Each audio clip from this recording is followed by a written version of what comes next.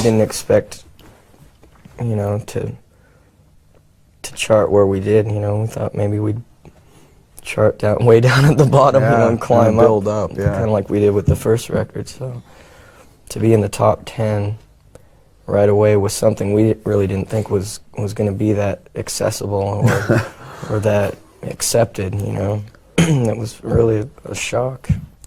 Well, by the end of Facelift, though, actually, I mean, yeah, I actually had some pretty good hopes for the album, you know, but you know, definitely surpassed what we even thought. But just for the fact alone that Facelift did what it did, even though it took a long time to do it, which was cool, you know, it was totally cool the way it happened.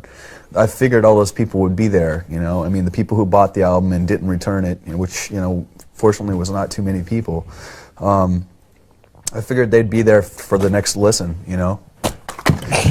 For the next listen, you know, and they were, you know, so we expected that to happen, but boy, not the fucking way it did. It's pretty cool. It's kind of amazing sometimes, you know. It's like in 3 months we've done what it took us like 16 months to do last time, you know. It's pretty wild. It's a set, you know.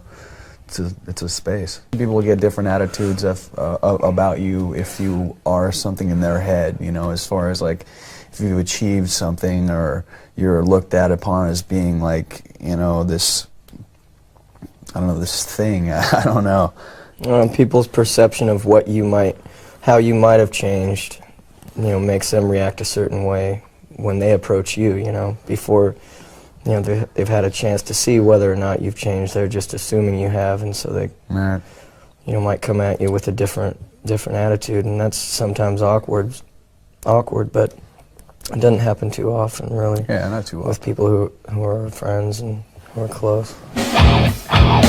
His attitudes change, I think, you know, in relationship to how well a band does or whatever, you know, I mean, those are people usually you don't really know anyway. You know, the people that really mean the most to you, your friends and your family and stuff, you know, they might be a little more, you know, they're more excited now than they were when you were playing in a band before, and they're like, get a job, you know, but still, you know, they're always behind you, and they're nobody's, you know, full of shit. You know when somebody's full of shit and kissing your ass, and that's something that we've never really been big on, you know, doing that to anybody or have it happen to us. I don't think it's affected us, you know, in the way of thinking that we're king shit or anything, you know. Or definitely not that way. You know, I think of us as exactly, you know, the same guys as when we started, but,